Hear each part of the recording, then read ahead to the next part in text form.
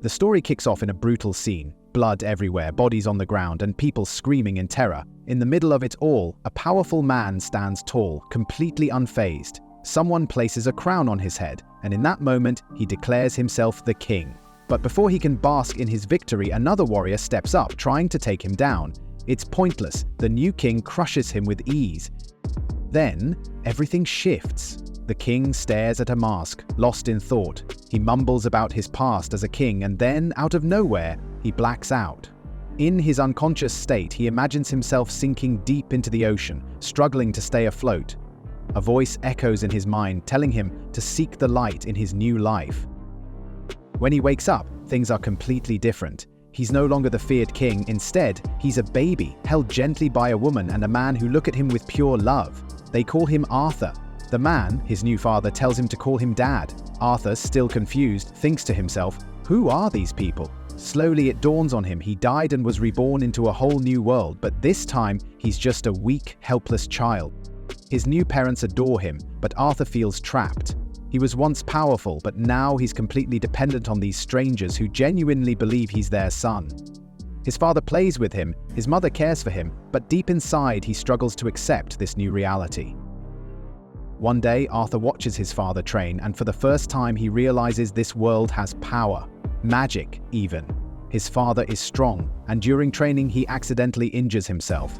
Arthur's mother immediately steps in and heals him with high-level magic. Arthur is amazed. If this world has magic, then maybe there's a way for him to regain his strength. Later, his father is seen battling monsters in the forest, easily taking them down. A group of people arrives, possibly his allies. Arthur carefully observes everything, trying to understand this new world. When his father returns home, covered in blood from the fight, he hesitates before hugging his family. Arthur realizes that carrying weapons and fighting is normal here. He decides he needs to get strong, fast. Even though he hates feeling weak, Arthur begins to appreciate his new family. There's warmth in these small, everyday moments. It's so different from his past life, where he was constantly fighting for survival. Still, he can't ignore the memories. He recalls how he used to eliminate threats in an instant and how he was always on edge. Sleeping peacefully like this feels unnatural. As time passes, Arthur begins crawling and his parents cheer him on, making sure he doesn't get hurt. One day he crawls over to a mirror and stares at himself, still struggling to accept his new identity. He can't believe this is his life now. Determined to learn more, Arthur sneaks out of bed one night and heads to the library. He doesn't want to get caught, so he moves carefully. He finally reaches the bookshelves and starts reading everything he can. He discovers that this world is divided into 3 kingdoms: the underground dwarven kingdom, the elven kingdom hidden deep in the forest, and the human kingdom of Sapin, where he lives. Unlike his old world, where power was seized, here the throne is inherited. He keeps reading, learning about mana, the source of power in this world. It turns out mana can be used in 2 ways. Enhancers use it to boost their physical strength, making them incredibly fast and strong, while summoners can control and shape mana as they wish. Arthur thinks back to his mother's healing magic and realizes that there might be exceptions to these rules, but what really matters is the core of mana itself. Most mages awaken their power around puberty, gathering mana in one place within their body, known as the mana core. Once they master it, they become true mages. Arthur remembers how he controlled energy in his past life using his inner strength and awareness. He wonders if that knowledge will help him in this world. Excited, he focuses and tries to control mana for the first time, and it works. Just as he starts to figure things out, his mother finds him and scolds him for sneaking out. But then, something in her expression changes. She looks at him, surprised, as if she's just noticed something unusual about him. Yet, instead of questioning him, she simply smiles and tells him he's doing well. Arthur was still adjusting to his new life, but certain things were hard to accept. One of the most embarrassing moments was when his mother had to change his diaper. Even though he had the mind of a grown man, his body was still just a baby's. He felt trapped, unable to do anything but wait until he grew strong enough to control himself. 2 years passed, and Arthur's mother sat by the window, writing in her diary. She adored her son, always calling him the most beautiful and intelligent child in the world. But there was one thing that always troubled her. He had never smiled. Not even once since the day he was born. No matter how much she and her husband played with him, he never laughed or showed any joy. As she gazed outside, she spotted Arthur sitting with his father. He was holding a stick, carefully mimicking the way his father moved, like he was wielding a sword. His father was impressed. He had only shown Arthur a few movements, yet the boy picked them up instantly. Excited, he called for his wife to come see, but her reaction was the opposite of what he expected. She was furious. A child who had only just learned to walk shouldn't be playing with weapons, she scolded. Arthur listened to their argument and smirked internally. It seemed like in this world mothers had all the power. One day, Arthur's parents decided to take him to the city. The moment they arrived, he was overwhelmed by everything he saw. It was unlike anything from his past life. People carried weapons openly. Strange glowing stones were being sold in shops. And, most importantly, he saw real magic for the first time. His father had told him about it, but seeing it in action was completely different. It fascinated him. He realized that this world had its own rules, its own technology, and if he wanted power, he needed to understand it all. By the time they left the city, Arthur was exhausted.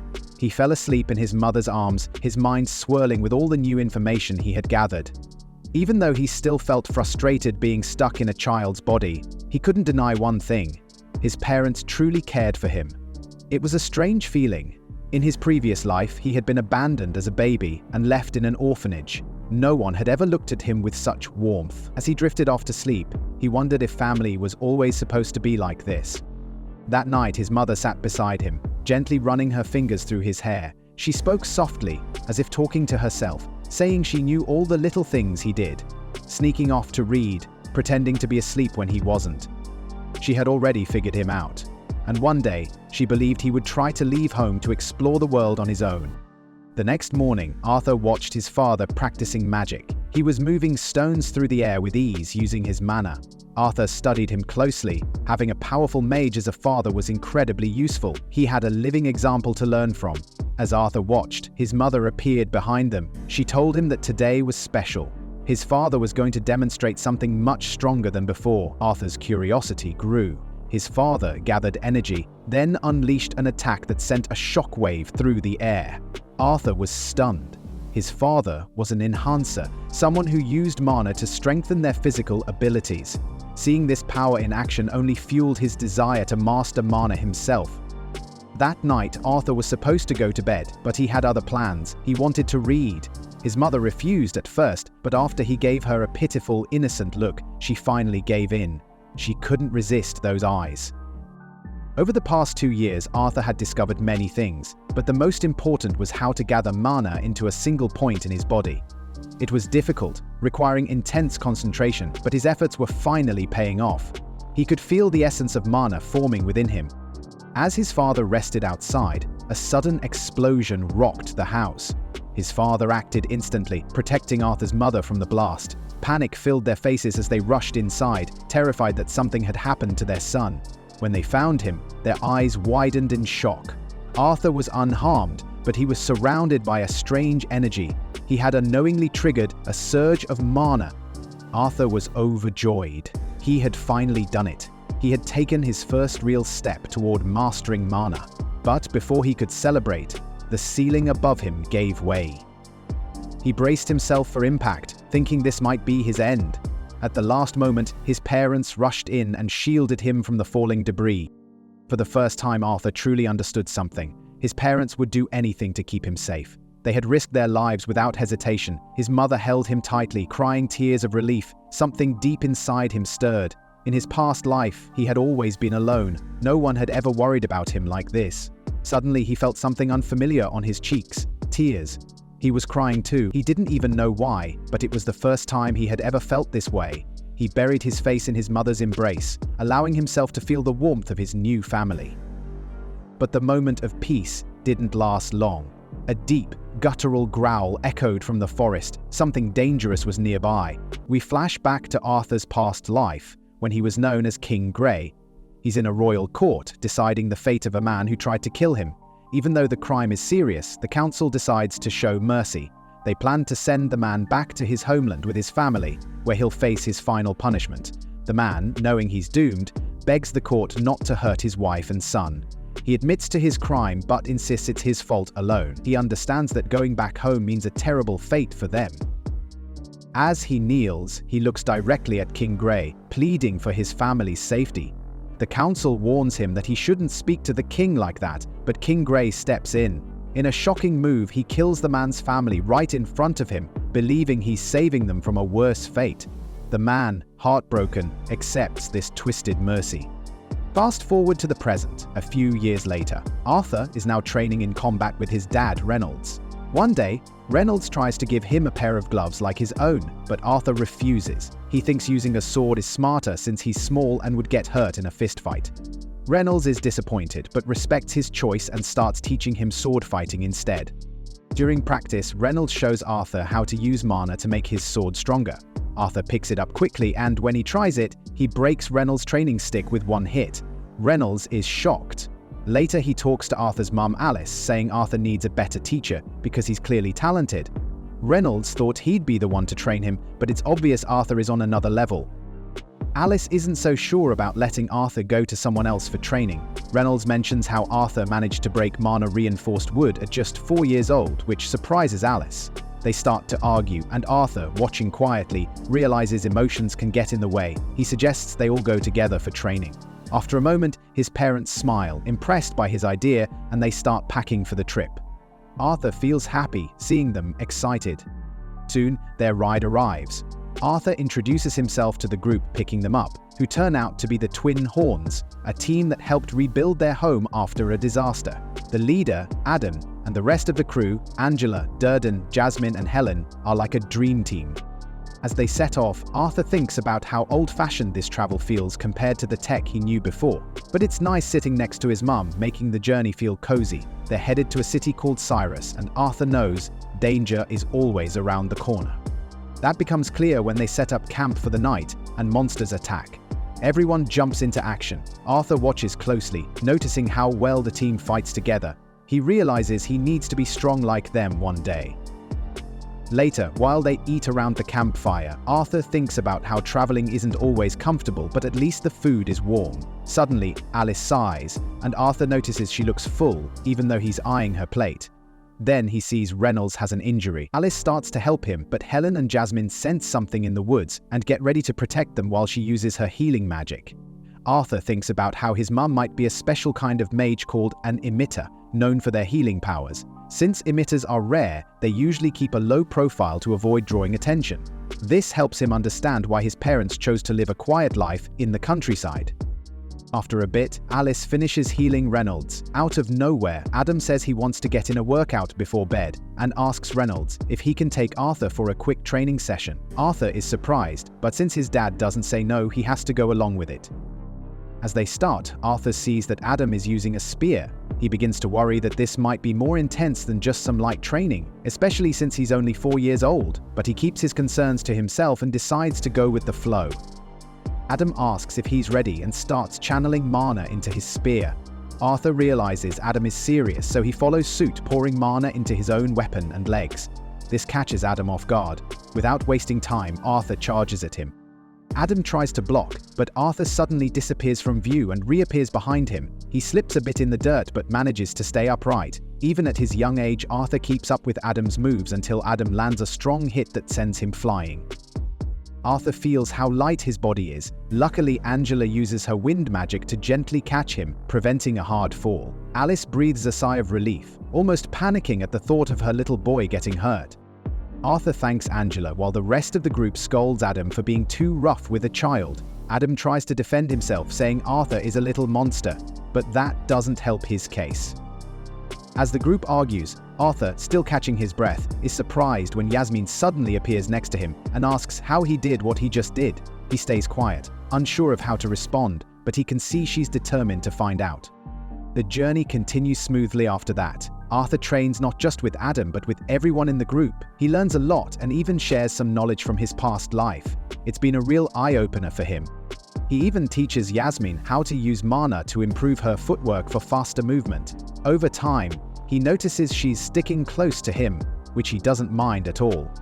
Then one day, Yasmin discovers it's Arthur's birthday and decides to thank him for everything he's taught her. She gives him a knife as a gift. Arthur is surprised but genuinely thankful. It's clear she's starting to care about him. While they're chatting, the other girls notice and are shocked. Yasmin isn't known for being warm with anyone. Alice, watching from a distance, teases that it's probably because her son is so charming. Adam calls out that it's time to move, and Alice passes the message to Arthur, but then he notices Alice's expression change for a moment, like something's bothering her. When he asks, she brushes it off with a smile, saying it's nothing. Still, her reaction makes him uneasy. Later, while they're traveling through the mountains, the group gets ambushed by a gang of bandits. Arrows start flying, pinning them down as enemies surround them. Fortunately, Angela steps up and uses her wind magic to deflect the arrows. Arthur realizes this is a serious situation. The bandit leader steps forward and demands they hand over the woman and the child unharmed, or else. He orders his men to attack from both sides. Despite the chaos, Alice stays calm, comforting Arthur and assuring him she'll protect him. He believes her, and that gives him strength. Durden moves to deal with the enemies coming from above using his magic, while Reynolds takes the front line, ready to fight and support the team with everything he has. Helen was firing arrows at the bandits, while Adam and Yasmin fought hard to protect the caravans. Arthur was watching everything closely. He noticed that while they were strong individually, the bandits had the advantage in numbers, and that was starting to wear them down.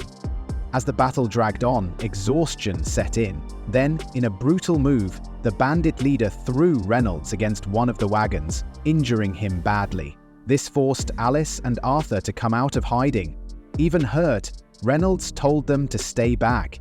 He knew it would be a big problem if the bandits found out how powerful Alice really was. Coughing and in pain, Reynolds looked at Arthur and urged him to take his mother and run. Arthur hesitated, feeling strong enough to fight, but Reynolds shook his head and revealed the truth. Alice was pregnant. That news hit Arthur hard. Suddenly, everything clicked. The way Alice had been acting, always holding back, now he understood why. With a new sense of purpose, Arthur agreed to his father's request. He grabbed his mother's hand and took off from the battlefield. The bandit leader noticed their escape and ordered his men to stop them. Just as they were about to attack, Reynolds charged forward and landed a huge punch. The leader blocked it with his big axe, but Reynolds wasn't holding back this time. The force of the punch made the bandits stagger back. Meanwhile, some bandits tried to cut off Arthur and Alice's escape, but Yasmin and Adam quickly took them out. They tossed weapons to Arthur, urging him to keep running and not look back. The rest of the group joined in, doing everything they could to clear a path for mother and son. As Arthur ran, his heart racing, he couldn't help but think about how he had taken so much from others in his past life. Now, he was running to protect what little he had left. He remembered the family he had destroyed. Maybe this was karma coming back around. Just when he thought they were safe, a hidden enemy struck. A wind mage appeared out of nowhere and cast a powerful spell. Arthur reacted quickly, pushing his mother out of the way, but the spell hit him hard, sending him flying off a cliff. As he fell, everything slowed down.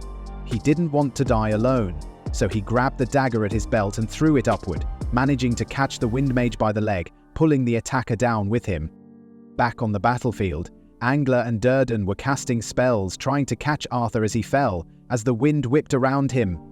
Arthur felt something strange in his chest. Not fear or pain, but something warm.